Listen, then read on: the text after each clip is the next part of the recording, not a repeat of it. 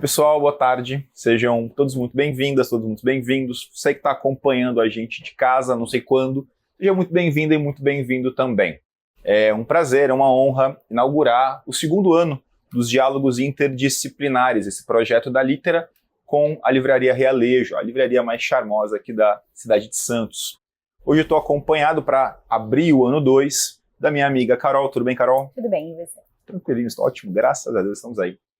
Para você que não nos conhece, eu sou o professor Vitor Valente, eu sou formado em Letras pela Universidade de São Paulo, História da Arte pela PUC, sou diretor pedagógico da Litera Vestibular e sou também diretor da Litera Cultural, braço de promoção de eventos de cultura da Litera, que começou agora no ano de 2024. Carol, você, formação, apresenta aí pro pessoal. Ai, sou tímida, desculpa. Eu sou professora de História da Litera, formada pela Unesp, e tô nessa carreira de sala de aula já há um bom tempo, melhor a gente não falar quando, tenho especialização Vivendo e vivona. de ensino e no ensino médio, sociologia, e é isso.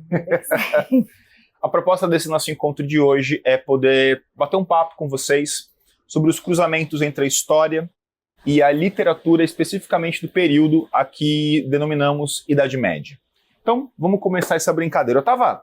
Sempre que eu vou começar a montar aula, eu tenho o hábito de botar um sonzinho, botar uma musiquinha para poder escutar e tal. Quem já passou pela minha sala já me viu de fone diversas vezes. Eu estou montando aula nesse momento. E estava montando este nosso encontro, esse nosso diálogo, Carol.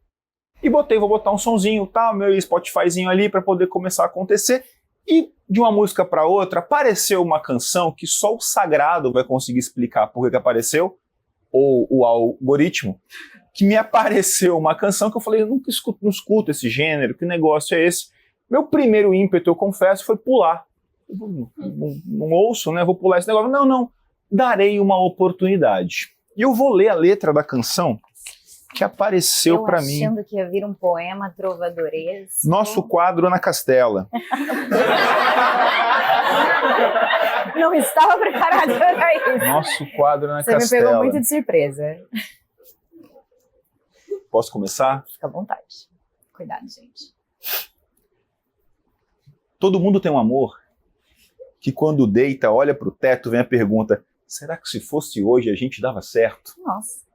Um episódio que nunca vai ser lançado, um álbum incompleto, uma história que parou pela metade, você imagina o resto.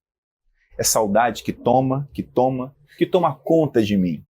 E não dá remorso, nem raiva, nem ódio, dá pena do fim. Agora nosso quadro casando na igreja não vai ser pendurado, só existe na minha cabeça. Nós dois tocando gado, a filha boiadeira. Pô, bonito isso. Nossa vida no mato só existe na minha cabeça, vai ser amor, mesmo não sendo a vida inteira. Vai ser amor, mesmo não sendo a vida inteira. Agora é a parte que eu mais gosto. Tem coisa que nem querendo a gente esquece. Final do ano de 2017, eu começando odonto, você na VET. Sua camisa jeans na minha caminhonete. Os meus amigos me perguntam que fim você levou. O meu pai não desiste, ainda quer ser vovô. O tempo não foi legal com nós dois, podia ter sido. Mas não foi. Agora o nosso quadro casando na igreja não vai ser pendurado, só existe na minha cabeça. Nós dois tocando gado, a filha boiadeira. Nossa vida no mato só existe na minha cabeça, vai ser amor, mesmo não sendo a vida inteira. Fiquei levemente emocionado ao ouvir essa canção. Eu não estava preparada. Coração palpitando um pouquinho. E me atentou por uma questão. Falei, que interessante, estou montando uma aula sobre literatura na Idade Média. E o tema trabalhado aqui por essa canção, o tema da saudade, do sofrimento pela pessoa amada, Carol, nasce justamente nesse período. Esse é um tema medieval. Por essa razão, Carol, eu queria começar te perguntando, para a gente contextualizar um pouco esse período, se você pudesse falar um pouquinho para a gente de como esse período se estabelece do ponto de vista, primeiro, político e social. Como é que se desenha essa abstração que a gente resolveu chamar de Idade Média, Carol?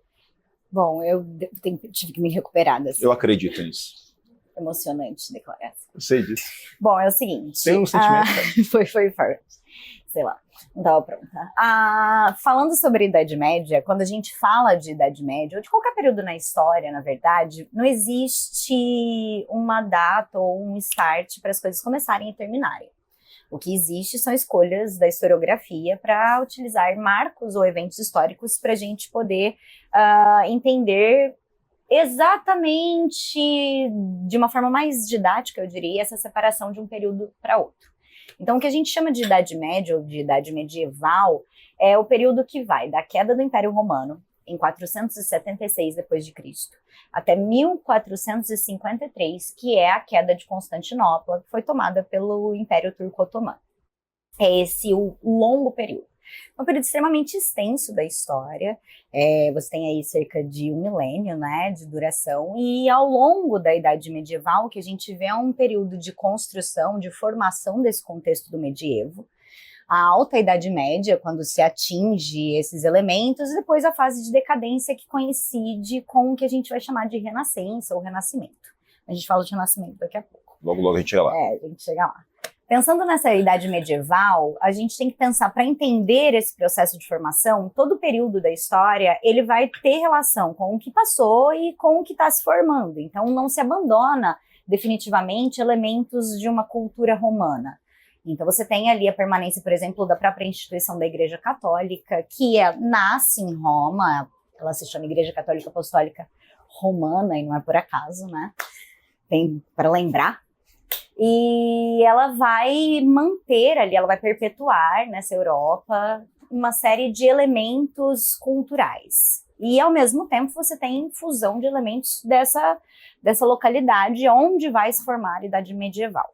Então, você tem ali elementos do que a gente vai chamar de culturas bárbaras, principalmente bárbaras germânicas. E aí, todos os povos que eram vizinhos desse Império Romano e que agora está em ruínas, principalmente o Império Romano do Ocidente, tá? Vai se fundindo com essa cultura romana ou o que restou desse antigo império.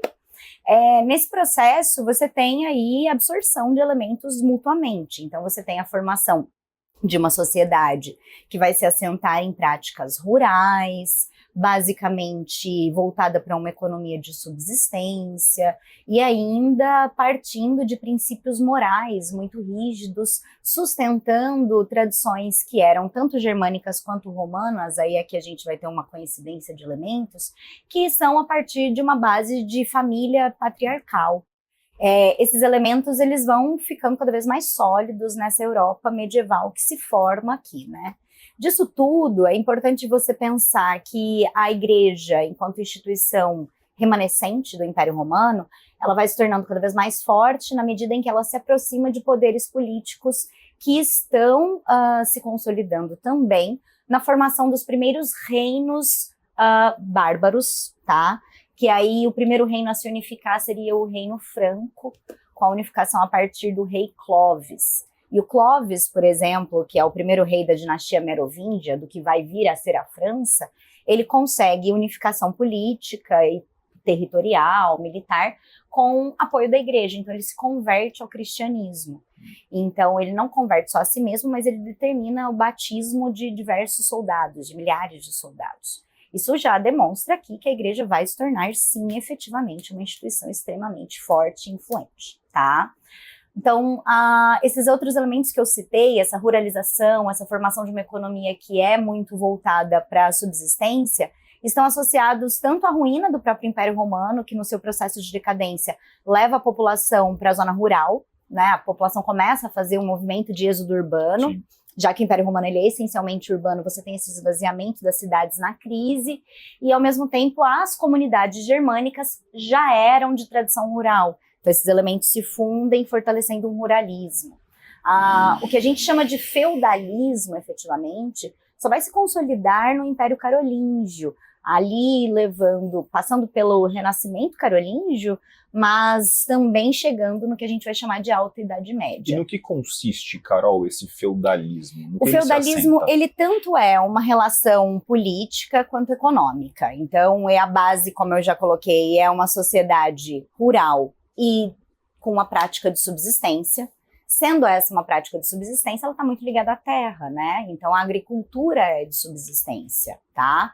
E aí você tem comunidades que vão se formando ligadas a essas tradições. Então, daí você tem uma família que é patriarcal, agrária, ruralizada, mas que existe aí dentro dessa sociedade uma separação em estamentos, tá? Então, o que a gente chama de feudalismo é uma estrutura política e econômica. tá? Agora, o que a gente vai chamar de sociedade, ela se assenta em tradições feudais. Então, daí vem o principal elemento para você entender a Idade Média, que é a organização de uma sociedade extremamente rígida. Essa sociedade rígida, ela é dividida em estamentos. Então, você não tem mobilidade social de uma camada para outra. E, basicamente, você está nessa camada social a partir da hereditariedade. Nasceu então, ali já você nasce nobre, você casa com nobre, faz coisa de nobre, faz filho nobrinho e vai seguir sendo nobre. E vamos daí pra... Se você nasceu não nobre, e aí alguns autores vão chamar esse não nobre de plebeu, mas você tem uma série de variáveis. Mas é uma gama de indivíduos, não né? nobres. Um balaio. Isso. Esse não nobre, ele só faz coisa de não nobre. Então ele não tem poder político, ele não tem poder de posse de terra. Portanto, a terra pertence ao nobre. E há alguma relação hierárquica, Carol, entre nobres? Existe, claro. Essa relação hierárquica, ela está associada à posse de terras. Então, as famílias que têm mais terras têm mais poder. Então, deixa eu entender. Pode existir um nobre que não tenha terras, é isso? Pode, porque principalmente no declínio da Idade Média, no que a gente vai chamar mais para frente de baixa Idade Média, você tem um crescimento demográfico e aí você não tem terra para todo nobre. Então, isso vai ficando cada vez mais claro.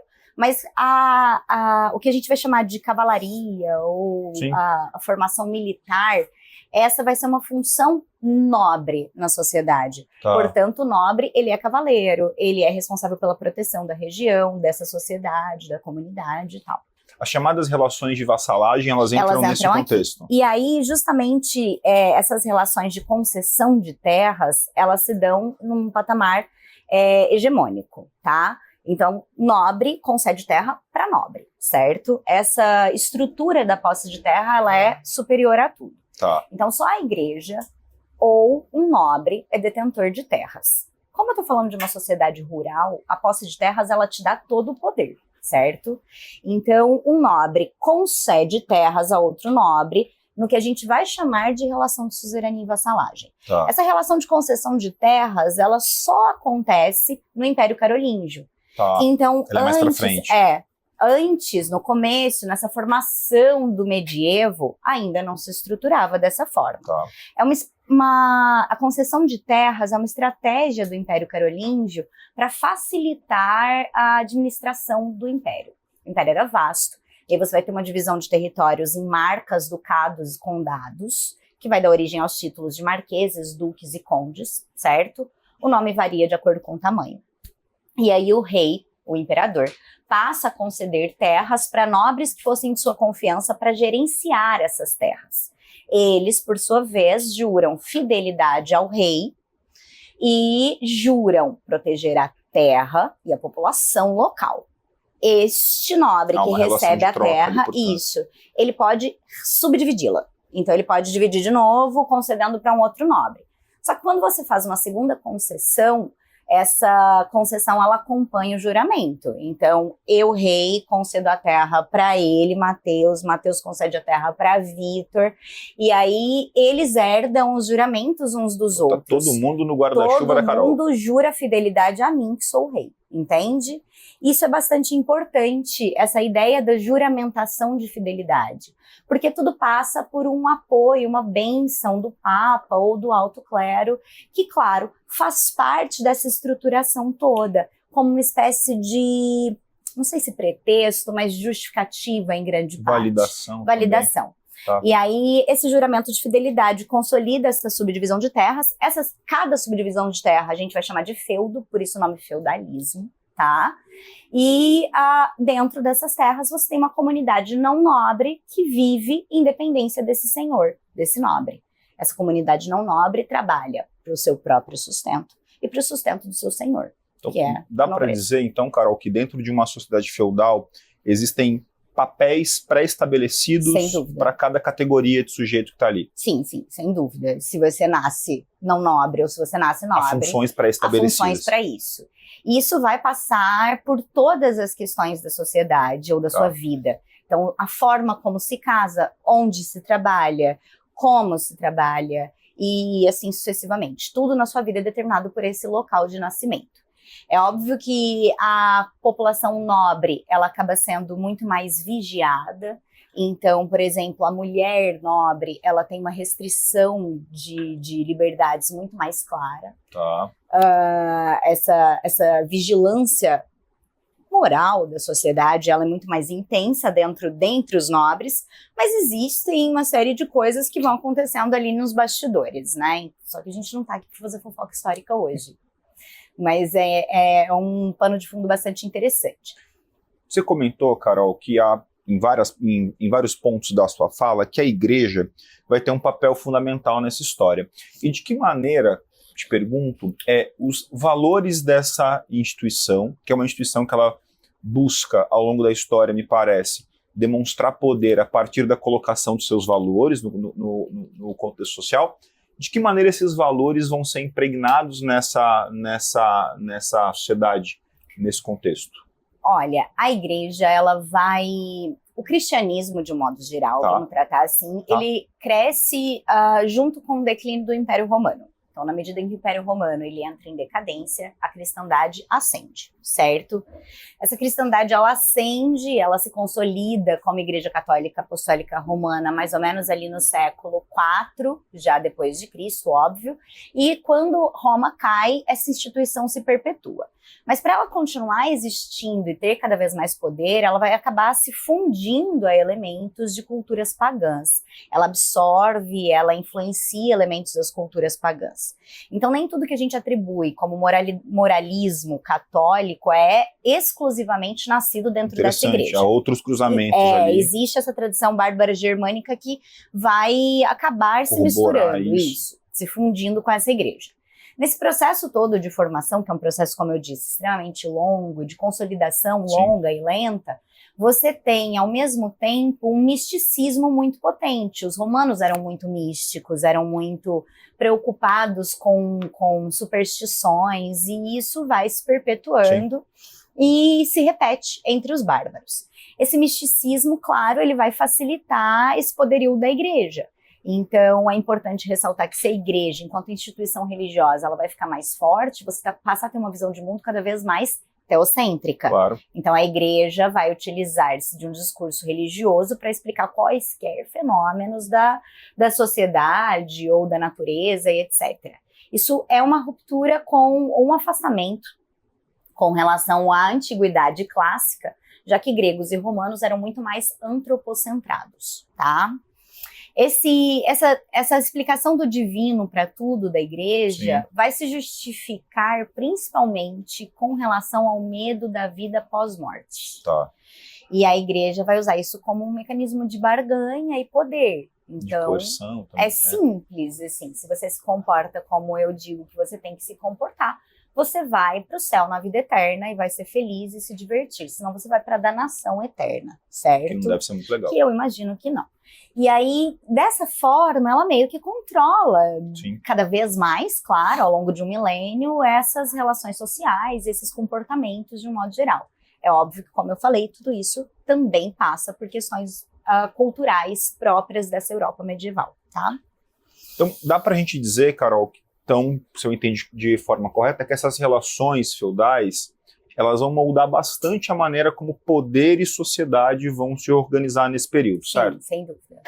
Interessante isso, porque quando a gente olha para manifestações artísticas desse período, em especial as literárias, por assim dizer, já vou te explicar essas aspas, esses valores se fazem todos presentes ali. Sem dúvida. Aquilo que a gente vai chamar, aquilo que você aprende no colégio como trovadorismo, né? A literatura feita na época, a gente relativiza muito, tá, gente, a noção de trovadorismo enquanto literatura, porque vai nascer como uma arte de manifestação oral, né? Não por acaso a gente a batiza de cantigas. As cantigas não são ao acaso, elas são canções, são músicas. Eram para ser cantadas e entoadas nas festividades dos palácios. A gente está falando de uma arte de entretenimento, tá? Que se fazia ali de lazer, nos jantares, nas festas dessa nobreza. E que, portanto, vai, de alguma forma, manifestar os valores que compõem essa nobreza, as pessoas que estão nesse espaço. A gente vai falar de maneira técnica, tá, gente? As cantigas eram consideradas os chamados poemas de melopeia. São os poemas de melodia, por assim dizer. São músicas, são canções. E a principal manifestação, Carol, dessas cantigas, as chamadas cantigas líricas, aquelas que vão ter uma temática sentimental, amorosa, são justamente as cantigas de amor e as cantigas de amigo, famosas cantigas de amor e cantigas de amigo, elas vão encerrar perfeitamente esses valores. Antes disso, acho muito importante a gente esclarecer um negócio, tá, gente? Essas cantigas, como eu comentei com vocês, elas fazem parte de um contexto de entretenimento feudal, tá? De uma nobreza. E elas eram, em geral, entoadas por um camarada que era conhecido como trovador. E é muito importante a gente entender quem é esse cara e o papel que ele vai desempenhar nessa cena do entretenimento feudal. Sempre um homem, sempre um cara, sempre um rapaz, que não dá para limitá-lo em uma área específica não, tá? Vai ser um grande showman esse cara. Cantor, intérprete, mestre de cerimônias. Não nobre sempre. Não nobre sempre, tá? Acompanhado ali, os mais famosos que vão ganhando corpo, fama, acompanhados de um coro, acompanhados de instrumentistas ou solo.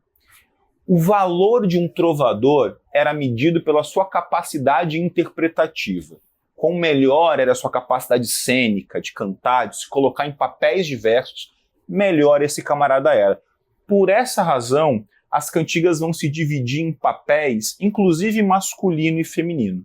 O trovador é sempre o mesmo, o cara é sempre o mesmo, que está ali interpretando essa canção. Mas a canção terá como eu lírico, por vezes um homem, ele interpreta um rapaz que fala, ou uma voz feminina de fato. Nessa divisão, as chamadas cantigas de amor, esse cara, Carol, vai interpretar também um homem. Mas esse homem, ele está desempenhando um papel bastante específico. Ele vai cantar um tema que vai se popularizar como a chamada coita. A coita, no contexto da Idade Média, a gente pode traduzir para o vocabulário de hoje como uma espécie de sofrimento, de dor. E por que esse... Aliás, de coita vem coitado, palavra que você usa hoje, tá? O coitado é aquele que sofre, tá? E qual é o motivo do sofrimento desse sujeito? Ele ama uma mulher que não poderá ficar com ele. Perceba o verbo que eu usei. Eu não disse que essa mulher não quererá ficar com ele. Se ela quer ou não é uma outra história. Ela não pode. Porque esse cara, ele é um não nobre. E ela é nobre. Claro. No momento em que ele se apaixona por essa mulher, ele fala, deu ruim pra mim, travou. E mesmo que ela queira muito, Já a mulher era. não tem querência acima de qualquer coisa, né? A gente está falando de uma sociedade extremamente patriarcal. Exato. Então a gente vai ter nas cantigas de amor esse homem cantando o seu sofrimento de amor. Quão mais amor, mais sofrimento, Claro. porque a realização desse afeto ela é impossível. As chamadas cantigas de amor, portanto, colocarão eu lírico masculino, simbolizando, Carol, mimetizando justamente as chamadas relações de vassalagem. Ele se torna vassalo do amor dela. Dessa mulher, exatamente. Que ele se coloca numa posição de rebaixamento, de juramento da sua fidelidade, de juramento da sua honra. Exatamente esses valores políticos e sociais que perpassam esse período serão ali mimetizados numa relação afetiva, Sim. numa relação de amor. Bacana isso. Do outro lado, as chamadas cantigas de amigo, esse trovador vai interpretar agora uma mulher. Ele será ali colocado à prova em seu talento, a colocar da voz, o Chico Buarque da época, né? O Francisco Buarque da época. Vai se colocar cantando numa voz feminina que já não canta o sofrimento, canta a saudade. Sim. E aqui a gente dá a mão para Ana Castela. É aqui que ela volta. Né? Nossa trovadora contemporânea. Eu gosto que até ela tem Castela no nome. Olha só, eu não tinha ganhado essa. Poxa. Maravilhosa. Ali eu tenho uma mulher cantando a saudade que sente do seu amado. Gente, vamos lá. Se ela sente saudade, é sinal que essa relação existe. Esse camarada só está distante, né? No caso da Ana Castela, ele está distante porque o relacionamento não deu certo, mas a filha boiadeira ia ter, mas não teve. No caso do contexto medieval, são 3 as possibilidades, tá? Ela pode estar em casa, se preparando para encontrar o amado, depois de muito tempo sem vê-lo. Aliás, o termo cantiga de amigo é o amado, o noivo, o namorado, o lancinho dela. Amigo não é brother. Não é o meu brother, né? Não é. Amigo é o crush. Exatamente.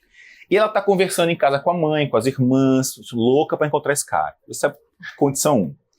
A segunda possibilidade, essa bastante comum, a mais popular à época, é essa mulher no bosque, no contexto rural, que marcou de encontrar com esse cara e ele não apareceu. Ele atrasou, não tá chegando, e ela tá ali maluca, cadê esse cara? Né? E aí ela tá alucinada, perguntando para os elementos da natureza à sua volta, passarinho, cadê esse cara? Que som é esse? Cadê esse camarada? E aqui você reconhece 90% dos filmes da Disney, Claro. tudo bem? Da Branca de Neve, a Fiona explodindo o passarinho, lembram da cena do Shrek, a Fiona explodindo o passarinho? É essa mulher perguntando aos pássaros novas do seu amado. Há ainda uma terceira categoria. Desculpa, posso fazer por favor. Um comentário? Esse pássaro, tá? Ele existia, só que ele não era um pássaro. É legal colocar que sim, tinham relações que se concretizavam em afeto e que existiam várias alcoviteiras, ajudadoras, que mandavam recados e tal. Então esse passarinho, ele também é uma metáfora. Sim, ele tá ali, os passarinhos é a Marta. Essas pessoas existiam, né? Exatamente. É a Marta, é a fulaninha ali. A fulaninha que existia. Não interessa o momento histórico, sempre tem alguém dizendo, meu amigo quer ficar contigo. Sempre. Essa figura pessoa sempre existe, vai ela é um clássico. E ela vai seguir existindo. Ela vai seguir existindo.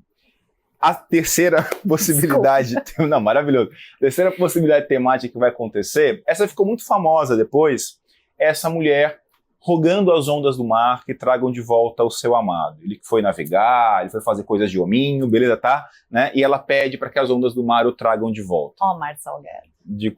Exatamente. Olha que interessante isso, de verdade, assim, né? Eu tenho certeza que você nunca parou 2 minutos da sua vida para poder pensar nisso. Eu paro, beleza? Assim, que maneiro é a gente olhar para temas que nascem num contexto tão distante, culturalmente tão distante do nosso, historicamente, certamente, tão distante do nosso, mas os mesmos temas continuam nos emocionando, né? As mesmas temáticas, né? São as mesmas motivações que as canções que fizeram com que alguém se apaixonasse, se encantasse, fazer o coração bater um pouquinho mais rápido em 1400 e alguma coisa, e agora do mesmo jeito. Fala, Carlos, do mesmo jeito. Interessante. Ele deu oi pra mim, né? Você vê que... Então. Meu amigo quer ficar contigo. Poxa, fala pra ele que esse pai eu falo. Mas, Carol, uma outra manifestação que vai aparecer nesse período também são as chamadas novelas de cavalaria. Ficaram bastante famosas, né? Histórias do Rei Arthur, por exemplo. E aí eu acho que casa bastante, Carol, com o que você pontuou de uma igreja que vai abrindo os braços e manifestando poder de diversas formas. Sim, sim. Porque essas histórias que também contam com uma origem pagã em geral, né? Rei Arthur, Claro. por exemplo, você vai ter uma origem celta, Sim. elas vão ser incorporadas a narrativas de temática cristã. O Rei Arthur vai virar cristão. É interessante isso, né? E acho que bate um papo com essa questão de uma igreja que se coloca, que se impõe, né, Carol? Sim, sim. Como eu citei o Reino Franco como um dos primeiros a se organizar, se unificar ali, a Bretanha, ela vai ser um pouquinho mais tardia nesse processo de aproximação junto à igreja. Então, por isso que talvez o Rei Arthur tenha se construído nesse cenário de um rei que se converte, né? Sim, sim. E eu lembrei de Tristão e Isolda, com essa cantiga ali de amigo no bosque e tal, esse amor que não se concretiza de um modo geral. Mas é legal você observar também um outro detalhe, Vitor. É muito comum que durante muitos anos, na verdade, a gente tenha repetido o elemento de que no medievo não havia uma construção, uma produção cultural. Olha só como isso é errôneo. Opa, né? de longe. Isso se comprova não só pelas cantigas de trova e tal, mas também numa série de outras expressões artísticas que se pode observar, tanto na arquitetura quanto em vitrais e nas obras literárias que eram copiadas por monges, Sim. etc. Então você tem uma constante produção cultural. É óbvio que isso vai ser completamente inserido nesse contexto político, econômico e de forte influência teocentrista da igreja e esses elementos, mas eles existem. Então, Sim. essa construção, essa produção intelectual, artística, cultural, ela se mantém. E a própria ideia de uma Idade das Trevas, ela é posterior, completamente, né, Carol? ela é uma posterior, leitura posterior e sobre hoje esse período, é né? importante que a gente trate isso como algo ultrapassado. Né? Essa ideia de que não há uma manifestação cultural rica, pujante nesse Sim. período é uma grande bobagem. Exatamente. Né? E que obedece a um interesse posterior de leitura sobre esse passado. Né? Exatamente. Carol comentou uma obra importante chamada Tristão e Isolda, que vai ter uma influência danada, inclusive para as coisas que você gosta hoje, tá? Vamos lá. Tristão e Isolda vai nascer com uma história também celta, de um casal, e você vai reconhecer essa história, tudo bem? Você vai reconhecer essa história. Tristão era o homem de confiança do rei. O homem de confiança do rei. Aquele a quem o rei daria um braço, né, por ele. E o rei, envolvido em grandes batalhas, não poderia se ausentar de seu reino. Só que ele precisava buscar a noiva dele, né, os casamentos ali, né, montados, estavam arranjados, e ele precisava ir buscar essa... deu ruim, né? Vai dar errado. Exatamente. Já viu? E aí ele chega pro grande amigo Tristão e fala assim, não só amigo, mas seu subalterno, Tristão, tá pegando o negócio aqui pro meu lado, eu preciso que você vá buscar a minha noiva Isolda e trazê-la para cá, você já cheio de maldade no coração, já balançando a cabeça, falando... Mas ele foi de peito aberto. Não, ele vai sim, vou buscar a noiva do meu chegado, e vai a esse reino distante buscar Isolda. Busca Isolda, importante comentar com você, que Isolda traz consigo a poção do amor, que ela e o rei deveriam tomar no advento do casamento de ambos. O que eu acho uma papagaiada, porque assim, né, você tomou a poção do amor, apaixonou, o relacionamento deu certo, fica fácil. Mas enfim, né? Tem a poção do amor você lá não que ela sabe tá... que poção do amor era... É mais uma metáfora aí. Essa eu não vou desdobrar não, Carol. Deixa aí pra galera. O fato é que nessa volta, que demora dias e dias para voltar, claro, num dia eles estão jantando e sem querer, Carol, eu vou dar validade pro sem querer, eles acabam confundindo o alforje do vinho com a poção do amor. Aconteceu. Se apaixonam. Eita. Essa é uma estratégia de narrativa que ela é muito boa, tá, gente? Porque se a gente for parar nos valores da época, se eles só fossem safados, a história desmontava aí. Sim. É preciso manter a ausência de culpa. Eles são joguetes na mão do amor.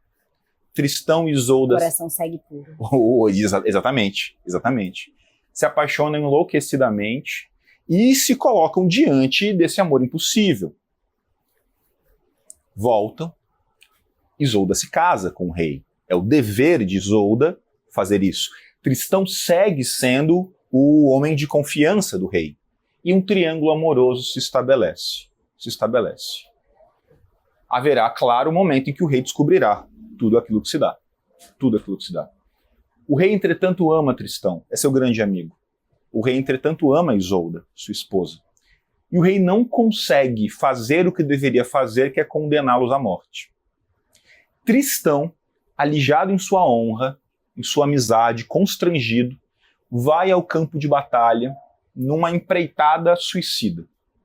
E aí vem histórias de amor, como são histórias de amor com uma alta dose de açúcar. Isolda sente em seu coração que o amado Tristão caminha para a morte. E foge desabalada. E ela vai chegar ao campo de batalha. E aí vem aquela cena cinematográfica e mequetrefe, que é Tristão à beira da morte. Isolda o encontra e ambos morrem juntos, lado a lado. Que coisa sem fofa. Nunca ter consumado este amor. Você reconhece essa história em muitas variáveis, né? De Romeu e Julieta a Shrek, volto a ele, porque no Shrek, meu primeiro Shrek, é ele que tem que buscar, vocês lembram outra cena, né? Ele que tem que buscar a Fiona e tudo mais. Essa história, Carol, pagã, ela é incorporada às novelas de cavalaria. Claro. E Tristão vai se transformar em um dos cavaleiros da Távola Redonda e o triângulo amoroso será Arthur, Guinevere e Lancelot. Sim. Então a gente vai ter essa incorporação desses valores, essas histórias diversas vezes. de diversas formas.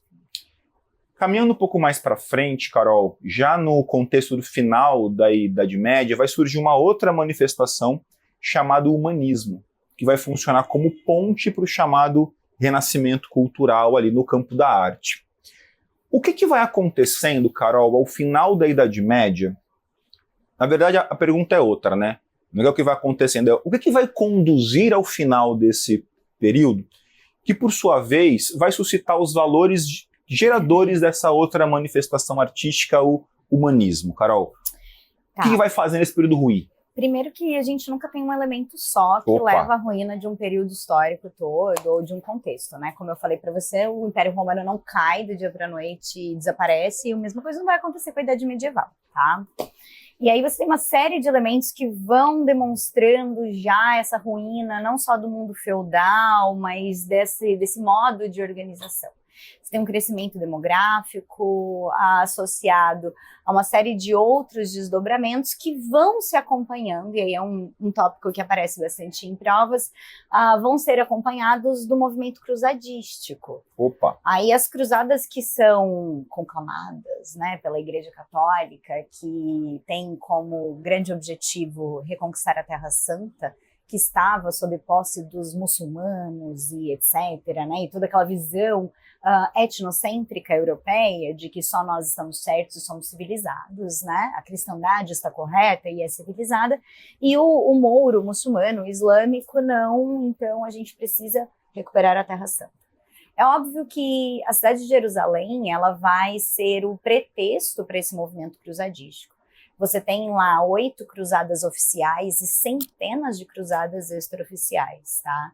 No fundo, a reconquista de Jerusalém, ela fica mesmo como pretexto porque você tem interesse da Igreja Católica de reunificar a cristandade, porque havia ocorrido o cisma do Oriente, que é a separação da Igreja Ortodoxa e da Igreja Romana. Você tem um interesse nobre de conquistar novas terras, já que com esse crescimento demográfico não tem terra para toda a nobreza, existe uma demanda de novos territórios, então tem muitos elementos que vão se desdobrando aqui junto dessa ruína desse modelo medieval e das cruzadas. Desse movimento todo, ainda ocorre um avanço do cristianismo e de reinos, né, do Oriente Médio, que também afetam o antigo Império Romano do Oriente, que agora a gente chama de Império Bizantino. Esse movimento de declínio do cenário medieval, ele vai ficar muito claro no período do século XIV até o século XVI, você vê isso com bastante clareza. Embora a gente use o marco de 1453 como fim da Idade Medieval, com a tomada de Constantinopla, você tem ainda um movimento da renascença e de decadência do medievo alguns séculos depois. Todos esses elementos que se apresentam aqui, eles vão impulsionando retomadas de valores clássicos, migrações desse Império Bizantino para esse cenário europeu ocidental, e ainda, claro, uma retomada de práticas comerciais dos europeus no mar Mediterrâneo. E aí é bem importante que a gente pense que é uma retomada de comércio mediterrâneo por parte europeia, porque o comércio ao redor do Mediterrâneo ele nunca deixou de acontecer. Ele só não era a grande atividade econômica da Europa naquela ocasião. Então você tem ali rotas infinitas de comércio que vão desde a rota da seda até uma série de outras rotas comerciais que pegam o norte da África, o Oriente Médio e etc., que são controladas pelos árabes muçulmanos. Nesse movimento de expansão, esse crescimento econômico comercial vai também atingir a Europa medieval, que está em decadência. Tanto movimento, claro, vai influenciar uma nova forma de pensar que vem se formando nessa renascença. E dessa nova forma de pensar, claro, a gente tem também o humanismo. O humanismo que meio que, em alguma medida, perpetua práticas que são judaico-cristãs. Exato. Nessa visão de que a humanidade talvez esteja em progresso ou no movimento de estar melhorando, né? Sim. E então eles vão passar a se ver e se posicionar como modernos ou como iluminados de alguma forma, Isso, claro, vai trazer aquela visão de os anos posteriores serem trevosos, por isso Idade das Trevas, muito próximo ali. Mas também você tem releituras e retomadas de tradições que eram clássicas e, portanto, autores vão voltar a ser observados, que eram desse cenário clássico nessa Europa ocidental. Daí uma influência de filósofos que vêm da Grécia, de Roma e afins, tá? Interessante colocar isso, Carol, porque eu acho muito, muito bonito perceber como o artista ele acaba sendo uma espécie de parabólica ligada o tempo inteiro, como uma espécie de esponja que vai absorvendo uma série de influências culturais, sociais do seu tempo. Porque tudo isso que você está falando, Carol, me remete diretamente a uma das obras mais importantes da história ocidental, que é a Comédia do Dante, claro, né? Que a gente chama hoje de A Divina Comédia, mas é um nome posterior, tá, gente? Eu acho maravilhoso, como não importa o contexto, a Helena sempre vai dormir na aula. Não interessa em que situação e em que condições. Então, tudo bem. Ela só está com ele. É que ela se concentra melhor de olhinho fechado. É isso. Tá. Eu vou voltar, Helena. Vou voltar. Ai, Deus. A Comédia do Dante. Porque esse livro que vai... não sei se você sabe disso, gente. É o livro, aliás, que ele vai ser chamado de o inaugurador do italiano moderno, tá? O italiano, como a gente o conhece hoje, a sua data de nascimento é a publicação da Comédia do Dante. Vale a pena comentar com você que a comédia não é um livro de humor, tá, gente? Você não vai encontrar piadas diversas ali, tá? A ideia de comédia que se coloca, o seu nome em sua origem, ele apontava para o seu final. Se de um lado a tragédia seriam histórias que caminhariam para um final trágico, a comédia apontaria para histórias de um final positivo, feliz, bonito, por assim dizer. Na comédia, a gente tem a reunião desses valores, porque a gente vai ter ali, gente, uma espécie do grande relato de um sonho. Dante vai construir o seu longo poema, né, esse longo poema, como uma forma de homenagear a sua grande amada, Beatriz, que coincidentemente terá um nome que no latim a tradução é a felicidade, né, a sua busca pela Beatriz, a sua busca pela amada, a sua busca pela felicidade, em que ele será guiado em sua busca. Ele sonha que ele se depara numa grande floresta, perseguido por bichos diversos, são 3, e quem vai aparecer para guiar o Dante nessa empreitada é justamente o poeta clássico Virgílio. Virgílio, poeta romano, aparecerá ali como símbolo de razão, como símbolo de iluminação, para ser o farol do Dante nessa busca pela felicidade. Ao mesmo tempo, esses valores religiosos, cristãos, vão ser a base da obra, considerando que o Dante passará por inferno, purgatório e paraíso. Dá para a gente dizer que a comédia, me corrige, Carol, se eu estiver errado, ela vai meio que sintetizar esses valores humanistas, portanto, porque ela vai ser essa ponte entre o passado, né, esse olhar cristocêntrico, cristão, com algo do que está para chegar, de uma ideia de uma autonomia maior do sujeito diante do destino da alma humana. Eu tô certo, Carol? Tá certo. E assim, quando a gente fala de retomada de elementos e autores clássicos, é óbvio que a gente está falando de uma vastidão imensa de uma cacetada de elementos, gente, sim. Mas a gente vê uma retomada de uma prática mais racionalista e mais voltada para demandas humanas. Então aí você vai ter um antropocentrismo se organizando aqui aos poucos, tomando esse lugar do que a gente chamou de teocentrismo da Idade Medieval, tá? E aí, claro, que nesse mesmo grande balaio do que a gente chama de Renascença, você vai ter obras que são tanto literárias, como você cita, comédia, mas você vai ter tratados de astronomia, você vai ter uma preocupação com uma série de inventividades e invenções, ainda preocupação com conhecer o humano, né, e como funciona esse ser humano. Então, estudos de anatomia humana, e aí as cidades italianas ali próximas ao litoral mediterrâneo, elas acabam ficando muito famosas em torno disso que a gente chama de Renascença, mas é importante ressaltar que não é só aí que está acontecendo, tá? Sim. Você tem esse boom da Renascença que fica eternizado nas Tartarugas Ninjas, né? Sim. Mas é menos importante... o Mestre Splinter, é fico importante. chateado, que ele não tem, ele não é de verdade, Não só é os de outros que são.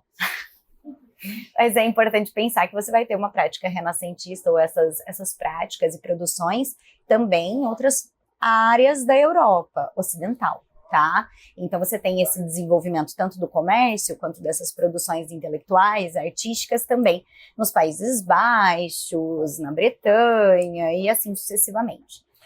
Carol, para a gente ir caminhando para elementos mais práticos do nosso papo, que são vestibulandos que se encontram aqui com a gente, pessoas que sofrem, coitados, são coitados que aqui se encontram conosco.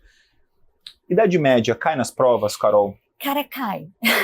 Cai, Quais mas e como? de um jeito muito específico. O que eu vejo mais de questões, assim, são ou discussões sobre quais são as características do feudalismo, e aí lembrando que é uma prática política e econômica voltada para uma produção agrícola, agrária, de subsistência. Relações de trabalho que se praticam, então você tem muito menos incidência de escravismo e muito mais práticas servis dentro desses feudos, tá? E claro, a estrutura social, que é rígida, como a gente já comentou, que é hereditária, e que vai se perpetuar no que a gente chama de idade moderna. Então, como a gente... Vou já aqui jogar para a próxima semana, galera.